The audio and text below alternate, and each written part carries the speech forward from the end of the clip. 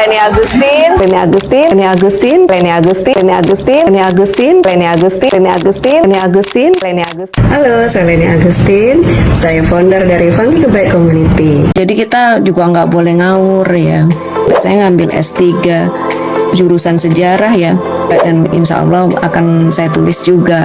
Kita boleh mengembangkan tapi juga jangan tidak tahu apa-apa gitu. Itu tantangannya memang harus ditentukan desainnya yang sesuai ya. Di media massa suka dibahas bahwa emang suka dibilang melawan arus atau tidak peduli tren atau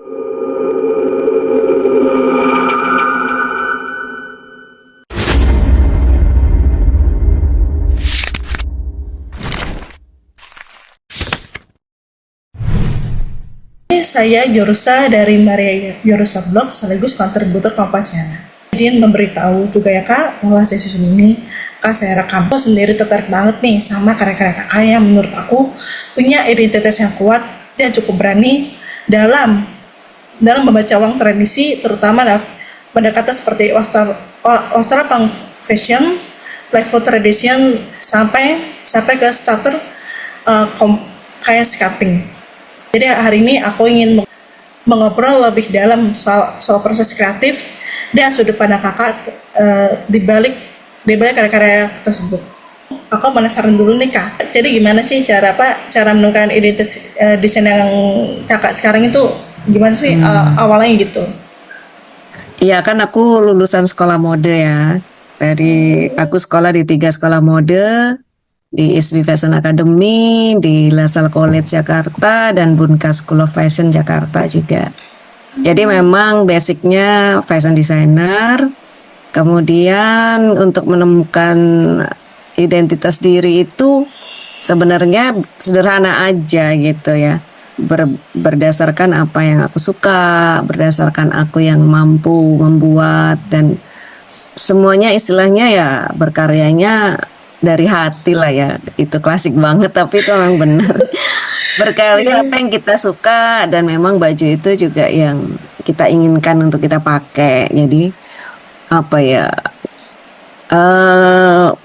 cara menilainya ya kalau aku seneng, aku berani memakai baju itu, ya aku akan pakai gitu. Dan juga sesuai dengan karakter ya. Jadi kalau di fashion itu kan ada 6 karakter dasar dalam berpakaian gitu, dan karakter aku memang karakter yang arty offbeat dan eksotik dramatik, dimana menyukai sesuatu hal yang berbau seni dan juga berbau etnik gitu. Dan berdasarkan itu aja aku konsisten berkaryanya. Jadi tidak pernah terombang ambing gitu ya, karena kalau karakter kita udah tahu, kita udah kuat dengan karakter tersebut, nggak perlu lagi kayak ngeliat desainer lain seperti apa. Kadang-kadang yang bikin bimbang itu kan ya, kesatu emang desainer kadang tidak sadar gitu karakter dia sendiri apa. Biasanya lebih memikirkan apa yang laku gitu. Iya betul. Ya itu nggak buruk juga, tapi basicnya harus kita tahu siapa orang yang kita sasar. Karena dari banyaknya karakter itu tentu kita nggak bisa mengambil semuanya ya, nanti malah tidak punya karakter dan juga kliennya bingung gitu. Kalau hari ini kita membuat desain atau membuat baju-baju yang elegan, nanti membuat baju yang unik, nanti membuat beda, nanti kok keluar lagi bajunya yang sporty, nah itu akan membingungkan customer. Jadi kita susah mendapatkan customer yang loyal gitu, atau sehati gitu ya. Atau kita susah menarik orang-orang yang sejenis sama kita. Jadi kalau kita teguh dengan karakter kita sendiri, biasanya nanti kalau konsisten gitu ya, lama-lama akan menarik konsumen-konsumen yang memang satu selera gitu dengan sang desainer tersebut. Tapi kalau kita ganti-ganti, orang-orang belum notice, dia udah berubah lagi. Nah itu yang nanti akan susah ya. Jadi memang sebaiknya kalau kita punya brand atau kita seorang fashion designer, memang kita harus memahamin karakter diri sendiri dulu, kemudian baru dituangkan ke dalam karya. Dan kalau kita berkarya secara konsisten, tentu nanti akan menarik orang-orang yang sejenis gitu untuk menyukai karya kita. Jadi nggak perlu takut. Kayak misalnya saya kan juga kalau di search ya di Google, karya-karya saya dari awal muncul itu udah pokoknya ya namanya itu karakter arty offbeat, jadi out of the box gitu, dan nggak nggak suka yang biasa gitu. Kayak ini kan rambut apa kan dari tahun 2007 ya, Wah, udah sampai keren sekarang itu banget. nggak pernah berwarna hitam gitu. Karena memang dalam karya-karya saya kan memang selalu colorful, jadi Iya. dalam berpenampilan saya juga selalu colorful. Jadi ya itu karakter yang konsisten. Dari zaman dulu belum banyak rambut warna, udah berwarna. Sekarang udah alhamdulillah banyak temennya, banyak Iya. yang warnain rambut. Iya, udah umum ya. Kalau dulu tahun 2007, 2008 tuh masih sedikit banget gitu. Masih jarang diketemuin orang berani warna-warni banget gitu. Wah, keren banget sih. Seperti itu. Dan saya juga mencintai hal-hal yang berbau budaya. Makanya karyanya ya selalu mengangkat budaya-budaya, terutama budaya Indonesia. Tapi kadang juga ada dari budaya Jepang atau apa yang saya gabungkan. Jadi ya begitulah, akhirnya tahun 2020 nih baru saya fokus ke kebaya gitu. Dan Kebaya. kebayanya tentu aja ya bukan kebaya yang pakem, tapi kebaya yang untuk sehari-hari, untuk kita pakai nggak di acara-acara yang formal ya, yang nggak formal gitu, maksudnya Ya, buat bebas aja. hangout. Karena ini kan di industri fashionnya yang saya ambil, kebaya saya masukkan ke industri fashionnya, bukan ngomongin kebaya yang tradisional atau busana nasional, itu kan formal ya. Jadi Pangi Kebaya, makanya saya bikin komunitas Pangi Kebaya untuk mengembangkan kebaya di ranah industri mode gitu. Oke, sekarang kita masuk ke pertanyaan intinya, Kak. Sebenarnya sebelumnya aku tertarik banget sama konsep pastoral punk fashion. Di satu sisi ada semangat punk yang identik dengan destruksi dan anti kemapanan. Tapi di sisi lain ada kain tradisional yang punya nilai budaya dan mana yang sakral.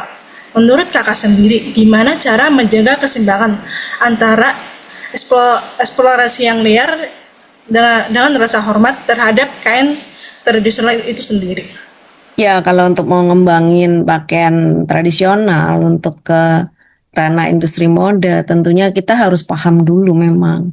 Kita harus belajar dulu, belajar soal kain-kain tradisional, soal budayanya sendiri, soal bentuk pakaiannya, motifnya. Jadi kita juga nggak boleh ngawur ya. Jadi memang kita harus tahu di ranah mana kita bisa kembangkan dan di ranah mana kita nggak boleh mengotak-atik. Jadi harus belajar dulu. Seperti saya nih karena ngangkat Pangki Kebaya, saya jadi belajar banyak tentang sejarah kebaya, bahkan sampai saya ngambil S3 jurusan sejarah ya, untuk mempelajari dan nanti untuk bisa menuliskan kembali bagaimana sejarah kebaya itu sendiri atau pakaian-pakaian tradisional kita nantinya akan saya teliti juga dan insya Allah akan saya tulis juga. Jadi begitu. Jadi kalau misalnya kebaya yang saya kembangkan, kalau dilihat ya masih kelihatan gitu kebayanya. Tapi kita kembangkan di hal-hal lain yang tidak prinsipal gitu. Kalau bentuk kebaya kan ya jangan sampai dihilangkan bentuk kebayanya. Tapi kita bisa berkreasi misalnya di permainan detailnya, di panjang pendeknya, di bahannya, warnanya ya, hal-hal yang seperti itu aja yang bisa kita ubah gitu. Tapi kalau bentuk kebayanya sendiri ya jangan sampai tidak terlihat bahwa itu kebaya, bisa karena bisa terjerumus ke kayak blues yang lainnya gitu ya. Jadi memang seorang fashion designer yang mau mengembangkan budaya-budaya Indonesia ke dalam ranah industri mode itu juga, walaupun di industri mode itu di desainnya bebas-bebas aja, tidak ada aturan ya sesuai dengan si kreativitas desainer. Tapi kalau kita ngambil sebuah budaya, kita harus tahu dulu basicnya, harus tahu dulu sejarahnya, aturannya dan sebagainya dari si produk budaya tersebut. Baru kita mencari celah untuk ngembanginnya di bagian mana gitu yang boleh. Gitu sih. Jadi supaya tidak tidak merusak juga, tapi kita juga membuat pakaian-pakaian atau tradisi apapun itu bisa tetap hidup dan berkembang di industri modenya, dan bisa juga apa ya, dinamis dan akurat bisa dipakai oleh orang-orang masa kini. Jadi budaya itu nggak cuman disimpan atau menjadi bagian dari sejarah saja, tapi bagaimana fashion designer bertanggung jawab, terutama pakaian-pakaian tradisional ini, kain-kain tradisional bisa update ya, dibutuhkan di era-era yang kekiniannya gitu. Jangan sampai ditinggalkan, tapi juga jangan sampai karena alasan itu jadi terlalu dirusak, itu juga jangan. Jadi harus bertanggung jawab ya dalam mengkreasikan, gitu aja. Baik, baik. Poin yang kedua, kalau kalau di playful tradition, aku melihat banyak ada pendekatan yang cukup menarik karena warna dan siluetnya seperti membongkar kesan sakral dan tradisi. Menurut kakak, ini tuh lebih ke bentuk demokratisasi fashion tradisional supaya lebih dekat dengan generasi sekarang, atau justru memang sebuah dekonstruksi terhadap nilai-nilai lama yang selama ini terlalu dibekukan. Ya sebenarnya tadi udah terjawab ya di penjelasan saya tadi. Jadi memang kita boleh mengembangkan, tapi juga jangan tidak tahu apa-apa gitu. Jadi kesannya ngawur, karena kan motif-motif tradisional itu juga ada yang punya makna-makna. Misalnya kain ini, motif ini bolehnya ya dipakai untuk ke pemakaman misalnya. Nanti tiba-tiba kita tanpa tahu apa-apa, tiba-tiba kita pakai kain itu, kita gunakan dalam desain yang cerah ceria, atau jadi kurang bisa pas gitu. Itu aja sih, memperbanyak pengetahuan. Dan kalau misalnya kita ngomongin ranah-ranah itu ya memang ranahnya sendiri-sendiri ya. Kita harus bisa menempatkan juga kebaya. Misalnya kebaya aja contohnya, tapi itu bisa kita pakai ke dalam semua pakaian tradisional. Kalau kita ke keraton atau kita ke acara-acara yang sakral dan formal itu ya tentu kita harus memakainya sesuai dengan pakem atau sesuai dengan aturan, sesuai dengan budaya gitu. Tapi kalau untuk misalnya kita pakai ke dalam acara-acara yang tidak ada aturan seperti itu, misalnya ke mall atau nongkrong, ya silahkan gitu. Kebaya itu di styling kayak apapun. Tapi bentuk dasarnya sendiri ya jangan sampai dihilangkan. Jadi ya ada batas-batas lah dalam mengkreasikan. Baik, untuk selanjutnya, untuk starter cross cutting, aku penasaran secara teknis karena material tenun kan terkenal cukup kaku dan punya karakter sendiri. Tantangan paling besar apa yang biasanya menentukan apakah struktur akhirnya berhasil atau gagal? Ya, tenun nggak semuanya kaku sih sebenarnya. Jadi kalau sekarang banyak banget kita bisa cari tenun-tenun yang memakai bahan yang udah modern ya, pakai benang-benang baru yang lebih lembut gitu. Kalau untuk kaku, tentu tantangannya ya memang harus ditentukan desainnya yang sesuai ya. Misalnya jangan sampai desainnya yang model-model draping gitu. Jadi memang modelnya harus yang lebih simple gitu, untuk supaya tenun ini bisa terekspos dan dengan baik. Seperti aku melihat nih karya-karya kakak terasa ada semacam perlawanan terhadap fashion global yang sekarang cenderung seragam dan cepat viral. Apakah desain-desain kakak memang secara sadar menjadi kritik terhadap homogenitas tren global? Enggak, ya bisa juga dikatakan itu, tapi kalau untuk protes enggak juga. Jadi memang saya berkarya adalah kayak tadi ya, dari yang saya sukain aja, yang dari diri sendiri. Emang dari awal kemunculan saya udah terkenal ya dulu. Kalau di media-media massa suka dibahas bahwa emang suka dibilang melawan arus atau tidak peduli tren atau dan lain-lain. Ya itu bisa jadi benar, tapi bisa jadi enggak juga, karena kan seorang fashion designer bertanggung jawab menciptakan tren. Jadi kalau kita ngikutin tren berarti kita bukan fashion designer gitu. Berarti kita ya pembuat baju aja biasa gitu, atau lebih ke apa ya, mikirin kapital aja gitu. Tapi kalau seorang fashion designer tuh kan harus menciptakan fashion ya, harus mendesain fashion. Iya. Bukan hanya sekedar membuat baju, tapi fashionnya sendiri yang harus kita pikirkan. Jadi kita memang uji coba istilahnya ya, atau menawarkan kreativitas kita itu, siapa tahu nanti bisa jadi tren, atau kita menawarkan ini tren baru, jadi tidak mengikuti tren, memang harus menciptakan tren. Disitulah cara kerjanya. Nah kalau dibilang melawan arus sih enggak juga, memang arus saya seperti itu. Kalau saya memang nggak terlalu memperdulikan yang lain-lain gitu ya. Jadi saya tetap menawarkan sesuatu yang unik terus gitu. Mungkin memang nggak semua orang juga suka. Mungkin banyak orang yang lebih seneng yang umum-umum aja. Makanya pemain di produk umum itu banyak. Karena kan memang itu yang laku ya. Tapi kalau saya kan memang konsisten membuat produk yang untuk orang-orang yang karakternya arty offbeat. Jadi emang nggak untuk semua orang, bukan untuk banyak orang. Nah ya harusnya memang di situ. Saya nggak, semuanya tuh nggak ada yang salah, nggak ada yang benar soalnya. Jadi nggak ada protes-protes juga enggak gitu.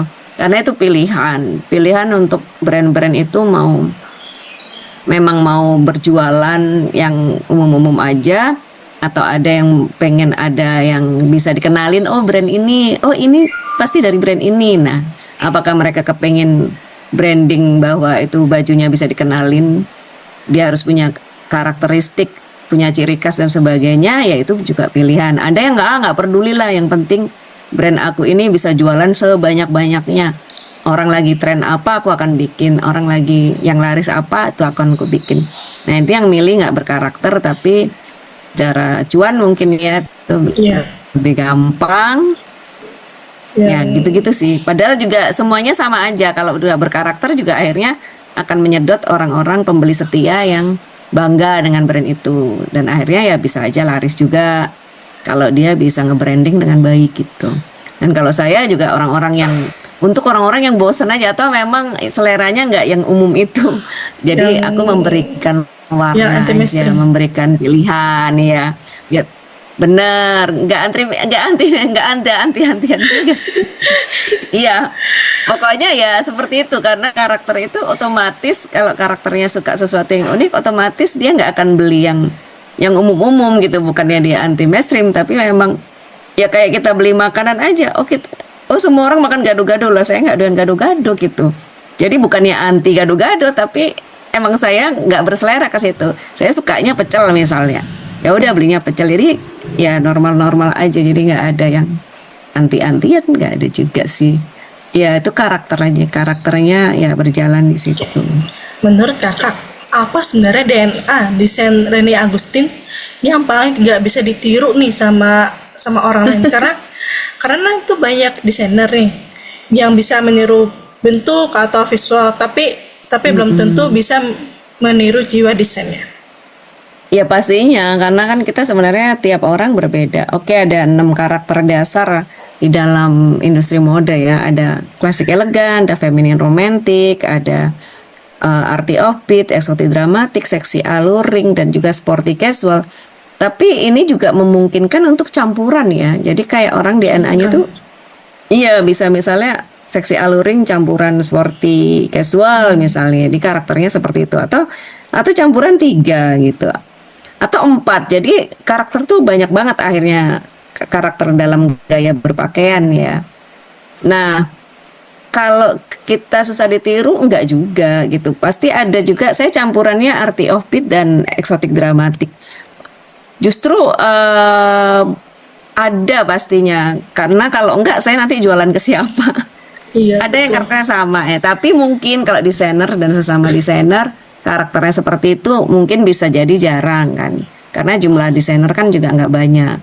Jadi kalau yang susah ditiru sebenarnya ya, kalau niru itu memang sebenarnya gampang-gampang susah ya niru, tapi kalau tanpa paham dasarnya, paham konteksnya, dia akan bingung sendiri gitu. Kemudian dia nyambar sana sini. Tapi kalau dia karakternya sama, Nah itu nirunya baru bisa sama persis karena sejiwa gitu. Jadi kalau nggak susah ditiru bagi orang yang nggak sejiwa sih itu susah ditiru. Tapi kalau sejiwa mungkin aja. Dan karakterku di sini kan malah udah di belak-belakan ya itu tadi seperti Arti of Beat dan Cut off beat. eksotik dramatik. Kemudian saya suka tentunya nggak suka yang ceria juga ya. Ada juga mungkin yang Arti of Beat dan eksotik dramatiknya nggak ceria karakternya. Banyak kan yang begitu juga. Tapi kalau saya kan ceria, colorful, terus mengangkat kedaerahan gitu, suku-suku segala macam sering Ya. saya jadikan tema gitu di desain saya. Nah, ramuan-ramuan itu yang mungkin secara lengkap susah. Kayak kita masak aja, bumbunya sama tapi hasilnya bisa beda Iya, seperti itu. betul. Jadi ya bisa aja ditiru. Oh dia masak rawon. Oh ya saya bisa masak rawon. Tapi rasanya bisa beda. Karena kan dari cara masaknya, timingnya banyak banget lah, banyak unsur istilahnya. Dalam berkarya juga sama. Banyak itu yang kalau ditiru banyak kok yang niru baju saya gitu. Kalau karakter ya itu tadi kalau karakternya sama tentu berasa gitu. Dari hasil karyanya itu walaupun mirip-mirip Leni tapi kok berasa ya. Jiwanya nggak sama gitu. Nah di situ sih. Eh, aku juga penasaran di tengah industri fashion yang sekarang serba cepat dan digital, apakah idealisme desain masih penting dipertahankan? Ya ada nggak pentingnya juga sih karena kalau dulu itu kan idealisme desain itu dihargain oleh media massa ya. Kemudian media massa menulis mengedukasi masyarakat. Nah sekarang ini kan bisa dibilang media massa kurang berperan ya. Yang berperan adalah media sosial. Di mana media sosial ya sesuai dengan pandangan si pengupload masing-masing. Kemudian follower juga mendapatkan edukasi dari yang di follow aja itu gitu. Jadi mereka kurang mendapat banyak masukan ya. Dan akhirnya nggak ngerti mana yang fashion designer, mana yang enggak, mana baju yang berkarakter, mana yang enggak. Ya gitu sih. Dan sekarang media sosial dengan follower terbanyak itu yang menjadi power. Jadi entah salah entah benar kalau followernya banyak, nah itu akan lebih berpower. Kayak misalnya sponsorship juga sekarang menilai fashion designer tuh dari ngelihat dari sosial medianya. Kalau followernya banyak mereka akan mau sponsorin. Kalau dulu kan beda ya. Kalau dulu yang idealisnya paling tinggi, paling berkarakter itu yang paling diperebutkan oleh para sponsor gitu. Jadi memang dunia ya lumayan berubah. Idealisme juga mulai bergeser. Tapi tentu kita juga nggak kalau punya idealisme ya jangan dibuang-buang banget. Iya, Karena itu betul. masih diperlukan, Ya, masih betul. diperlukan dalam supaya kreativitas tetap ada walaupun bajunya mungkin umum tapi adalah kreativitasnya. Kemudian apalagi kalau ngeklaim dirinya seorang fashion designer, kreativitas itu adalah tonggaknya ya, iya yang utama gitu. Jadi kalau misalnya kita nggak bikin baju-baju yang kreatif atau baju-baju yang umum aja, Gitu tuh aja. yang massal, ya mendingan kita ngaku kita pemilik brand owner atau dressmaker atau apalah yang jangan fashion designer karena kalau fashion designer kan artinya itu udah kita itu kreator gitu, penciptaan, menciptakan desain-desain atau nuansa-nuansa cara berpakaian yang baru gitu, yang benar-benar ide-ide baru gitu yang diutamakan tuh kayak gitu sih. Terakhir nih, kalau suatu saat karya-karya kakak menjadi arsip penting dalam fashion Indonesia, pesan atau jejak apa yang paling ingin kakak tinggalkan untuk generasi berikutnya? Ya, mungkin jadi inspirasi aja, menginspirasi. Semoga karya-karya saya, apa yang saya lakukan itu bisa menjadi inspirasi bagi generasi baru di masa depan dan juga bisa menjadi tonggak pembelajaran juga buat mereka. Kemudian mengajak mereka juga bisa mencintai budayanya, mengembangkan budayanya dan bangga menjadi seorang yang Indonesia gitu. Bangga sama tanah airnya, sama budayanya, sama kekayaan budaya dan alamnya. itu sih yang saya lakukan sekarang ya. Jadi semoga apapun yang saya kerjakan sekarang, karya apapun yang saya ciptakan, itu bisa menjadi inspirasi. Inspirasi bukan berarti dia harus meniru desain saya dan sebagainya, enggak. Tapi untuk inspirasi mengembangkan dirinya dan budaya negaranya gitu. Wah, wah menarik banget ya Kak pembahasannya. Jujur, banyak perseptif baru nih yang aku dapatkan setelah aku mendengarkan langsung proses berpikir dan perjalanan kreatif Kakak. Terima kasih banyak sekali yang sudah meluangkan waktu untuk berbagi cerita dan cukup terbuka sama sesi wawancara ini. Semoga karya-karya Kakak semakin luas dan terus membawa warna baru untuk perkembangan fashion di Indonesia. Sebenarnya nih di akhir aku mau dikit jujur aja nih Kak. Selama ini sebenarnya aku cukup fans sama karya-karya Kakak. Bahkan dulu Makasih.